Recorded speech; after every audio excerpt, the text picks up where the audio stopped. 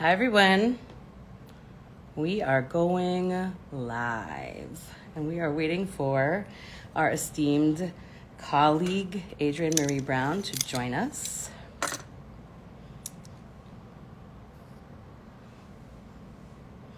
While we're waiting, where's everyone from? Where's everyone calling in from today or viewing in from today? I am in Amarillo, Texas.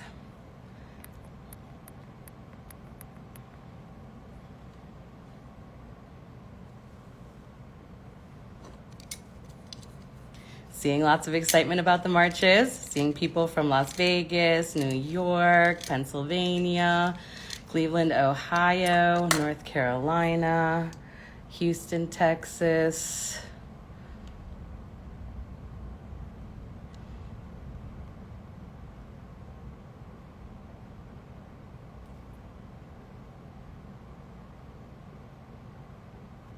Fort Worth, Texas, Charleston, South Carolina. Check on the map, and if there's not a map already planned or a march already planned, then plan it.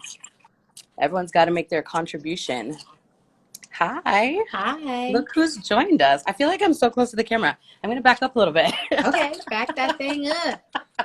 How are you? you? I was like, am I doing this right? What's Yes. happening? Good. We made it. Thank you for joining us, and I apologize for the switch up. I know our colleague Kate was supposed to be here. Yeah. I was like, you don't look like Kate at all. I am not Kate. And Kate was feeling under the weather. Oh, wow. And so Okay. she is there. Okay. And we have talked briefly. We met at the Rising Majority convening and probably a bunch of other places when we were lucky enough to have you with us there. So okay, awesome. I was like, I know your face. I was like, this is not so excited, but that's great. Surprises. I hope Kate feels better. Yes. I think she's got a touch of food poisoning. So we're all shifting, Yeah. Could be called an emergent. Listen, adaptation is a thing that we have to do all the time these days, right? I mean, that's part of self-care. Yes. Yeah. So we are here to talk about healing justice. I have a number of questions that Kate has prepared for me, but I am also a rogue agent. So I have other questions and I'm gonna ask.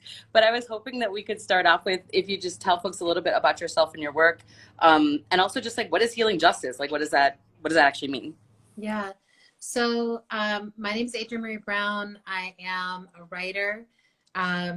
My work is mostly looking at social justice movements and environmental justice movements and trying to understand how do we find ourselves in right relationship to and compatible with the future. So that's kind of my bag.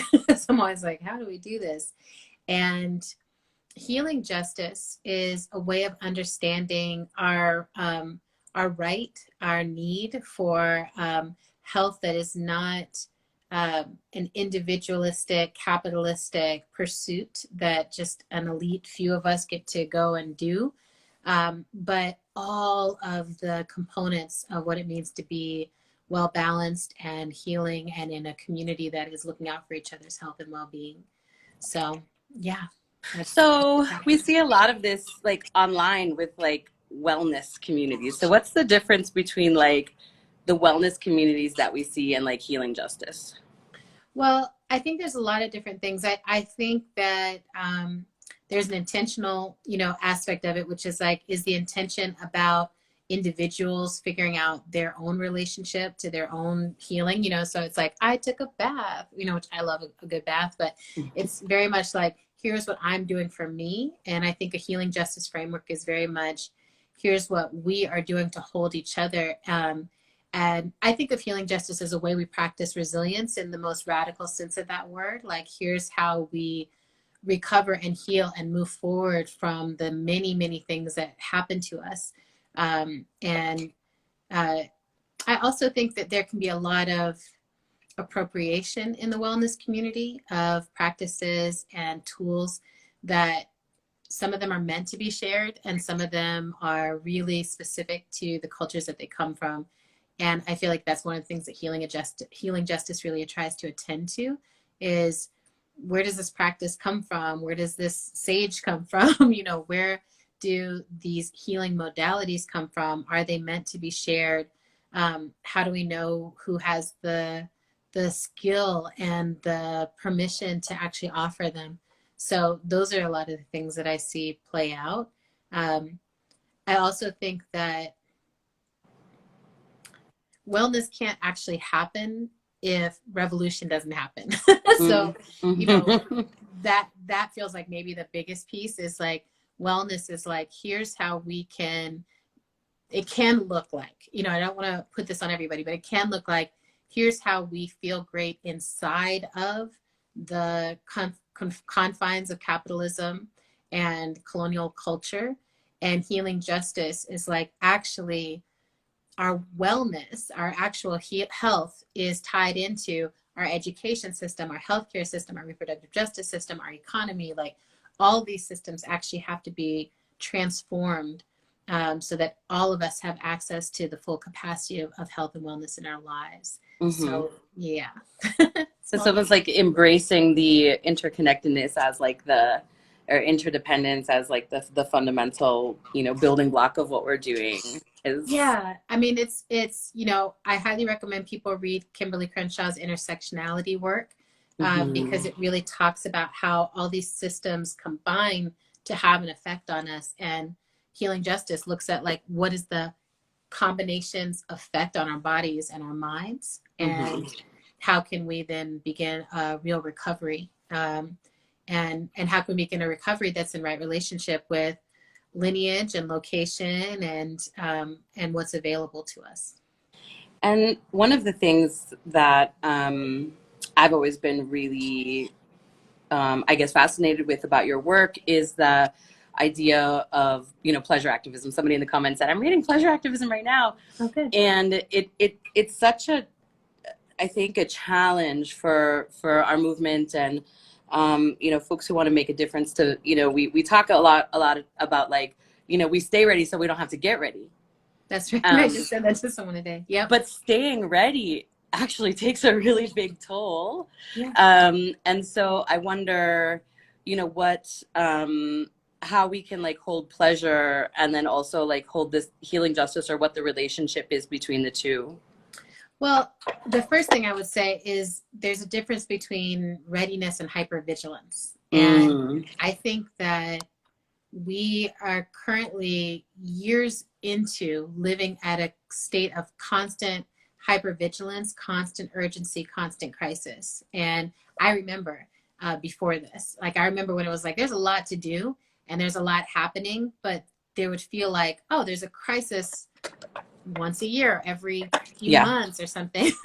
I remember it being like, wow, you know, actually, you know, the anniversary of 9/11 just passed. And I remember when it was like, that happened and it felt like that was the only thing that happened. Whereas now it feels like something on that scale can happen. And the next day something else on that scale will happen, or multiple things on that scale feel like they happen. You know, like every day COVID is taking roughly that number of people in the US. So, and more globally. So I think one of the things is like the level of like, oh my God, you know, like a crisis is happening. I have to be willing to pivot and move and attend to that. That feels like a different thing than even the staying ready. And I actually think pleasure, the way that I define and practice that, is one of the ways that we actually stay ready as flexible, adaptive, able to feel what's happening. So pleasure activism is talking about the capacity to feel contentment, satisfaction, and joy. And it's really starting to live your life from a place that is not built on what am I saying no to, but what am I saying yes to? What is the society I want to create? And from that perspective, it starts to help clarify the decisions you make. Where do I want to bring my attention that actually moves me towards that yes, that society that I want to co-create?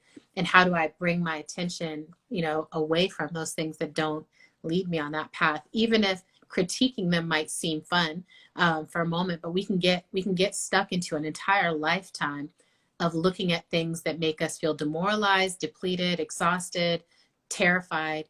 And I'm like, develop the analysis, right? Have an analysis of these systems, and then bring your attention to where are the places I can actually make a difference? What are the moves I can make? And sometimes those are resistance moves, but they're not moving backwards and they're not hypervigilance. It really is that like grounded, centered action. Mm-hmm. Mm-hmm. And like I think a lot about that, with social media, and it's such a challenge. And I know it's not like it's just talked about so much that I feel like it's almost like we're not really paying attention to it because we're talking about it so often. But I Yeah. I have such a personal reaction. Like when I name a couple of times specifically that I can think of in my mind when someone got at me on social media and I took the bait and I was like caps, caps, caps, Yeah. and the way that lived in my body for the rest of the day, like, because then you're refreshing what they say, what's happening. Like, did you come back? You got something? Exactly. You got something because you get these hands, and then, That's right. but then you're just, you're in it. You're in that. Yeah. You're in that spiral.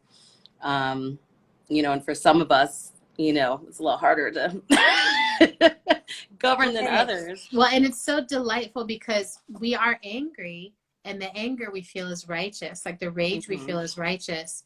And often when we can't reach the person or people or system that actually needs to receive that, then it's so satisfying to like find an outlet for it. And I think of those as like, like I just found an outlet for something, but that doesn't change anything.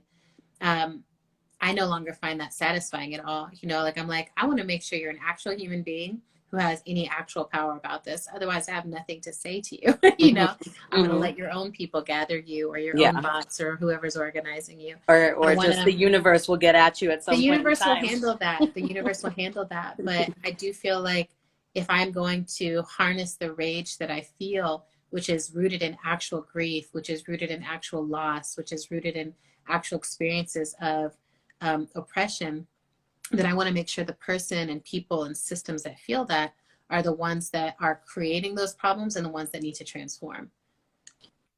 So when I personally feel, doing this work, that sometimes I'm working to impact a system or a person that needs to transform. Yeah. But sometimes that person that needs to transform is me. And it's always both and. Yeah, both and.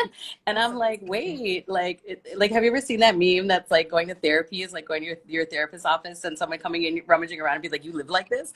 And I'm like, yes, I do sometimes. Yeah. So like what is, I wonder if you can talk about the relationship between healing justice and pleasure activism when healing doesn't feel good.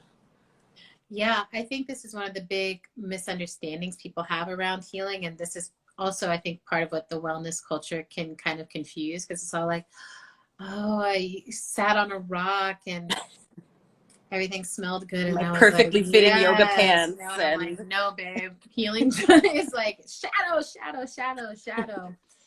Because the metaphor that always works for me is the water that we're swimming in. It's like we are swimming in the waters of racism, patriarchy, sexism, ableism, capitalism, colonialism. We are steeped in waters that are constantly trying to make us compete with each other for who is supreme and who is dominant and who thus deserves to live and deserves to have sovereignty over their bodies. And like we're in that. So and it's like it happens at the familial level. It happens when you get to school. I'm watching a bunch of teachers and friends with babies move back into these school systems where I'm like, oh, right. The whole school system is designed to try to shape you with all of these assumptions around how narrow can your identity get so that you'll be a good cog in these systems. So it's like all of that shaping. And one of my teachers and mentors was Grace Lee Boggs. And she said, we must transform ourselves to transform the world. And I was like, well, no, the messed up people are like the white men. She was like, and there's some aspect of what they believe that resides in you, because if it didn't, they wouldn't be able to, they wouldn't actually be able to hold you captive inside that belief system. Like there would be nothing in you that would feel that you needed to be submissive to those dominant powers, right? That when I saw a police car roll by, there would be nothing in me that shrank, right? And right now there is so much in me that's like, oh, I have to shrink. I have to be careful. How fast am I driving? Because I know that this could be a fatal incident because of these identities, because of these systems. And so part of that transforming myself is always noticing, where am I trying to be dominant? Where am I trying to be supreme to anyone else? And I think that I'm a Virgo, so it comes out a lot, you know, that I'm like, oh, the judgment pops up so fast. And I'm constantly in a like, wait, let me look at myself and understand, what do I know about this person? What do I know about myself? What is the need for supremacy? What is the need for hierarchy? Octavia E. Butler talked about the fatal flaw of humans is that we use our intelligence, which is a gift, to exert hierarchy over each other over and over and over again, rather than evolving, rather than collaborating and growing. And that's actually been, throughout this pandemic, my main focus on transforming myself has been in that realm, where I'm like, where am I judging? Where am I trying to control other people? Where do I need to relinquish that control? I can't make anyone do anything. I've really learned that deeply this past year and a half. And where do I feel superior, right? Like right now, you know, it's very easy for me to be like, oh, you're not wearing your mask. I feel superior to you. You're not doing this. I feel superior to you. And it's like, what does that need in me? And we're not actually ever that superior to each other, because we're all susceptible to whatever decisions we're all making. And it's a very different way to look at the world, to say we are interdependent and interconnected, and the decisions of the people who don't mask and don't do a vaccine and don't do all that impact every single other human on the planet. So the relationship I need to get into is one in which I can be transformative in relationship to other people. What has to change in me? And I think this is a time of humility for our human species. So when I think of what I need to transform in myself, it's getting really like holistic, right? I'm like, I used to, pre-pandemic, I was on a plane 3 or 4 times a week. And even though I had an analysis around climate and analysis around the environment, it was kind of like, and I've said this, I feel like it was like whatever words I was going to deliver were like the carbon offset, you know. It was like, it's okay for me to do this, even though I know better, but I'm still worth it. And it's been so humbling to be like, none of us are so important that we need to keep causing this harm to the planet. And I really do think COVID-19 has been this opportunity to be like, how can we humble ourselves? How can we localize ourselves? How can we get into mutual aid and mutual systems of care? And how can we stop seeking that supremacy over each other, and really recognize like we're interconnected, and the only thing that's going to keep us alive is our relationships. Right. It's like at Women's March, we talk a little bit about like it's like we are in a marathon. Yeah. And it's not on us to end, and we did not begin. But it's on us to complete our leg, you know, and to pass it forward. Each generation. And so when you shift from that mentality of I have to have the solution to I have to make a contribution, it's really helpful. And I think a lot about that with the movement and healing and humanity in a, I guess, the broadest sense of the word. And I think, you know, our organizing has to kind of err on the side of more humanity and not less. Like we've been doing a lot of work around white supremacists and white nationalists, and understanding how and why that happens, so that, you know, folks in our base can make interventions. I think is really important that you know, there are needs that folks have that are unmet. It's not on all of us to meet those needs, and some of us decide not to pick up that work, but thinking about organizing and making shifts and interventions with people with the fullest idea of, you know, their humanity as possible, you know, feels really important to me in the you know, scope of COVID-19. And I recently moved. I'm from Wisconsin, but I've been living in Brooklyn for over a decade. Oh wow. And the person I've had a rocky few weeks here, and my father recently passed away and things like that. And the person who stepped in and was like, I'm going to water your garden and take care of your plants and put your packages in the house, is a whole Trump supporter who lives 2 doors down, a whole, you know, like white man, like Trump supporter with the hat, the whole 9. And it has made me challenge, you know, the ways in which, it doesn't mean that I have political alignment with that person, but the ways in which I have used a dehumanizing tactic in my defense of dehumanizing tactics, uh, you know, and that feels like something I need to heal in myself to get right with what I say that my values are. Yeah, I mean, I think we're in this really, I think we will look back at this as a period of great illusions and a period of great mass confusion. There's a lot of doubting of like, what is the truth and where is the source of truth now? And there's a huge practice of really getting a small circle about who we're talking to and who we're talking about and who we listen to. And the fact that someone could look at you and be like, you lost your father, like that is one of the most common human experiences that we have. It crosses every political line, it crosses every age line, it crosses every racial line, it crosses every border. It's like, this is what it is to be a human interacting with another human. And my deep condolences to you for that loss, right? Like, it's unmooring. It's like this massive unmooring experience. And inside that unmooring experience, it's like the universe sends you reminders. I feel like inside of every loss that I've experienced, there's these little reminders of like, there's a nurse or there's someone who just shows up and is the way I thought of angels growing up, you know, angelic, like they show up and they're just there providing a need. And can I receive that? Can I still see their humanity in that person, even though everything on the political front is telling me all the time to dispose of that humanity because you know those beliefs don't align. I'm really interested, you know, like Octavia, I just finished doing the parable of the sower and parable of the talents, like rereading them with my friend Toshi Regan. And one of the things Octavia shows us over and over again is we don't know who we're going to end up in the apocalypse with. Like, we don't know. And I think, again, this past year and a half was a big teacher in that for many of us, we were not near the people that we knew. And all of a sudden we had to survive with who was there, or we got displaced from the place we thought would be home and we had to go someplace else.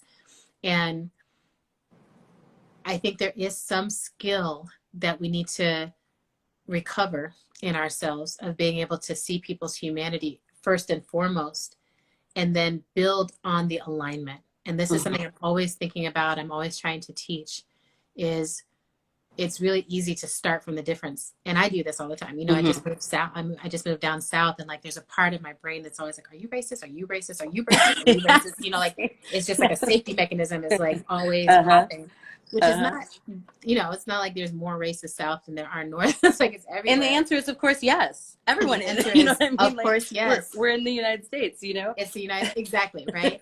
And so there's a part of me that's like, oh, how do I keep the wisdom, or how do I keep the safety intelligence and also still stay in touch with the part of me that can be like, oh, are you human? Are you a parent? Are you someone who loves the earth? You know, like, I have family members who, you know, if I looked at their politics, I'd be like, there's nothing we have in common. But then if I look at their practices, they're gardening, they love the earth, they love their kids, they love these things. And then I have to start to get curious. Well, who told these people that superiority over me was the only way that they could get their needs met? You know, and you said, you know, a lot of what you're looking at is whiteness. And I want to bring this up. My friend Makani Timba recently kind of reframed this for me, because I was like, it's white supremacy. And she's like, I don't even use that language anymore. It's white sociopathy, because we don't want to reinforce the mythology of supremacy that's not there. Just like there's no such thing as male supremacy or any of those things. Like, it's just not real, right? That's not how the world works. But what we do have is this sociopathy that happens where people buy into the delusion of their supremacy because they think that's the only thing that they have that brings them value. And one of the things then I think it necessitates, and this is part of where healing justice I think comes into it, is how do we help people see the value of their whole selves? How do we help people see the value of their vulnerability, the value of their ability to care? How do we help people see that their value has nothing to do with being superior to anyone else and everything to do with actually being in a relationship to others? That's how we begin to return and reweave ourselves into a species, rather than all these factions that are at odds with each other. Mm-hmm. We won't survive as a bunch of factions. We Right. might survive as a species that operates together. And I feel like that faction piece is so important because it's kind of like, um, you know, as times have become more challenging, I think, you know, we've seen hear a lot of people saying, well, I'm leaning into my community and I'm leaning into this, and that's so important. But Yeah. I forget where it is, some kind of historical quote. I'm may even be misquoting, but it's like, you don't make peace with your friends, you know. And so you have to, you know, have that healing, you know, you know, like with people or with relationships or with situations with which there has been trauma or harm. Yeah. Because that's part of it. And so for me, I've been really, you know, thinking about that as I've moved from Brooklyn, where, you know, talk about the echo chamber, you know what I mean? Right. And to Amarillo, Texas, which is the reddest part of one of the reddest states. And that's been on my mind. And thinking about, like, you know, as a tourist, I like to be telling people about themselves, but somehow Well, got the sneaking how are you doing suspicion. it? Like, if you were to say like one or two things that have actually shifted in your day-to-day life that allow you to make that transition, like, how are you doing it? I think operating with some level of humility that, you know, because it's like, I think it would have been really easy for me to come to you know, come here and say, oh well, you know, everyone's ignorant. But operating in the world here, and seeing kindness and seeing like mutuality and care and things like that has helped me. And of course, through all the things, through the move itself, through, you know, the challenges that I've had, my friends have been there. And so that's been really important, as I've said, oh, okay, well, I'm gonna, you know, talk to people, or, you know, get to know people, or I'm going to choose to dig past the hurt that, you know, or the startling that I feel when I see something that I, Yeah. you know, perceive to be an injustice or insulting or offensive or problematic. Yeah. And our one of our senior advisors at Women's March is Barbara Smith, and she always tells me people forget, you know, that the struggle is a struggle. We call it a struggle because it's not easy.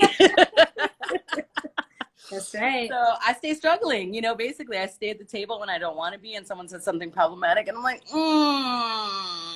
you know, and I'm gonna, you know, continue to, you know, stay at the table and not just be like, okay, deuces, I'm going back to my house, or I'm just going to talk to my family, or I'm not going to be a part of this community that I live in because I'm I'm in it but not of it, you know what I mean? So that's kind of what I'm doing, but I'm only 4 months in, so I'll have to report back.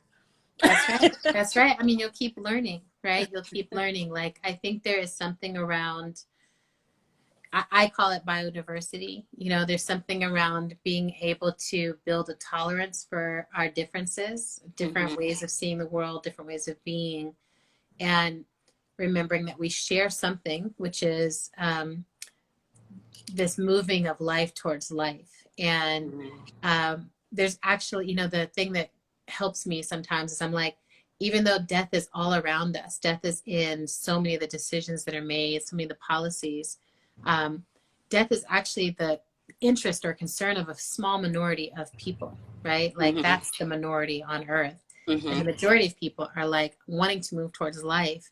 And then some of them have been bought into a belief system that's like only the death of others will keep you safe, or only the subjugation of others will keep you safe. And that's the piece that we have to, you know, that's where we need to shed light, right? That's where we need to bring other possibilities into being.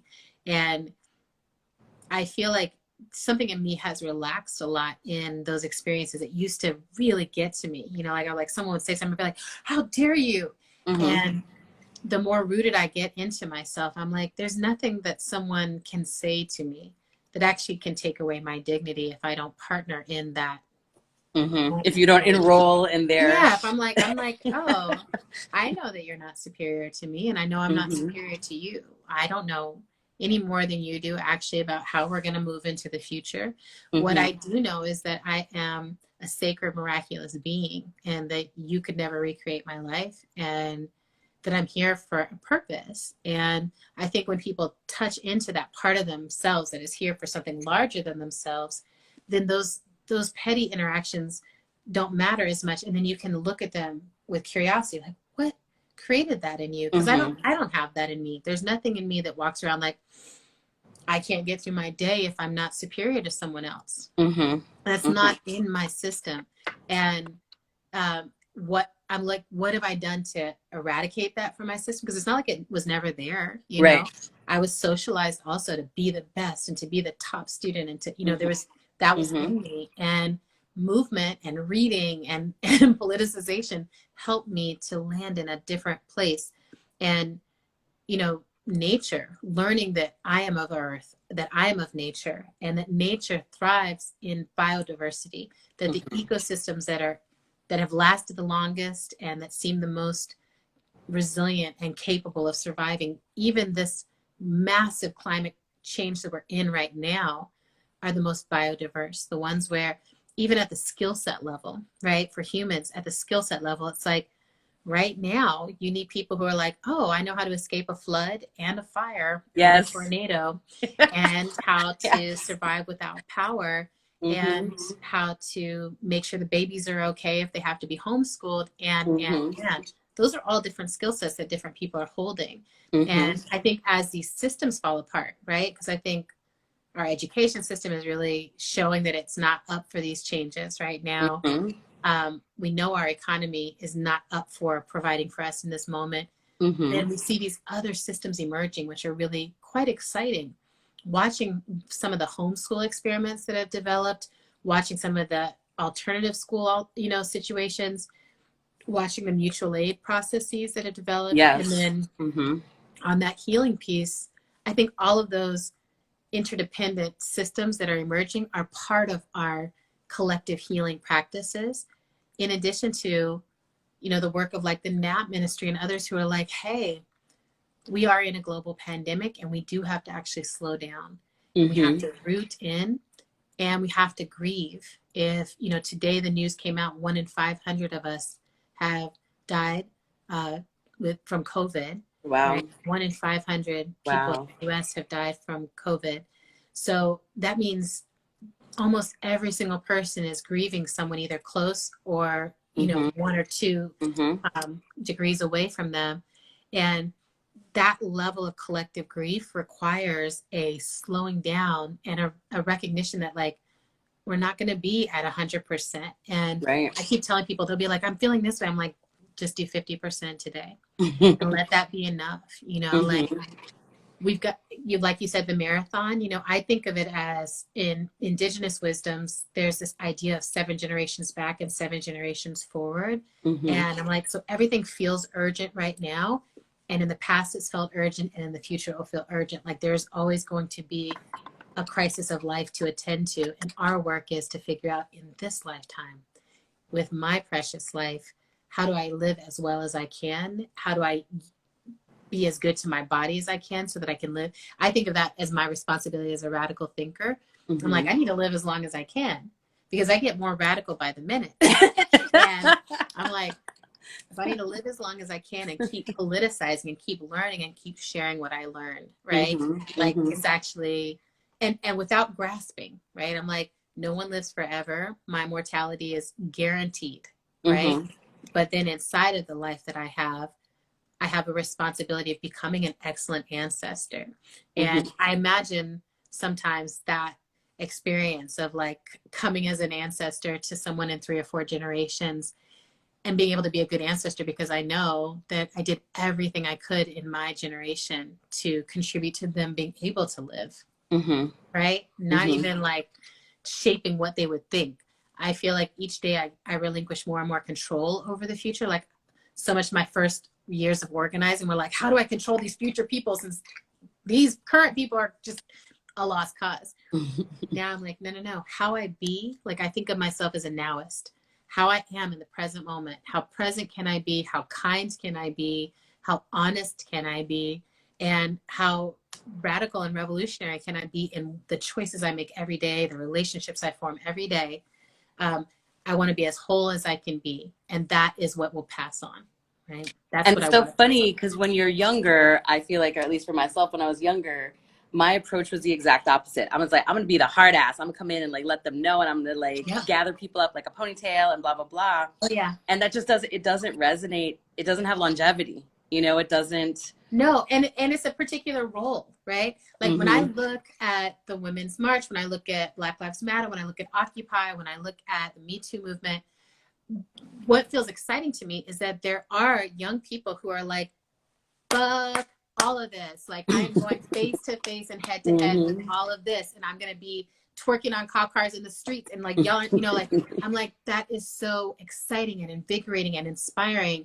And then part of my job as a generation up is like, I want to protect that and make sure that that energy can be a burning fire as long as it needs to be. And that means that I vote, even though I'm like, you know, this system barely functions, and I will make sure it barely functions as well as it can in our direction, right? So that we have more space in which to do the organizing we need to do. I help select who are we going to be organizing against. I make donations to support those different kinds of pieces of work, and I keep radicalizing in myself, like, what does that generation need in terms of support? How can I offer resources like mediation and conflict resolution and accountability processes? Because I'm like, all of that is super necessary to what we're trying to reclaim in this moment. And, you know, I think we've never been in a moment as thrilling as this in my lifetime of movements that are like tied into post-colonial and decolonial thinking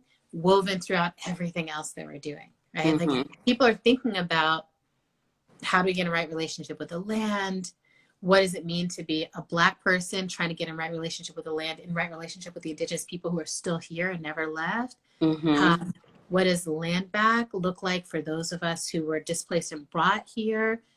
All of that in relationship to climate, like all these different complex things. I'm like, part of my work as a good future ancestor and good future elder and good right nowist is to be like, it's all connected. And that means all the different kinds of roles that people are playing, it's all good. I very rarely wake up and I'm like, that person needs to chill. And what they're doing, I'm like, they're doing what they're doing.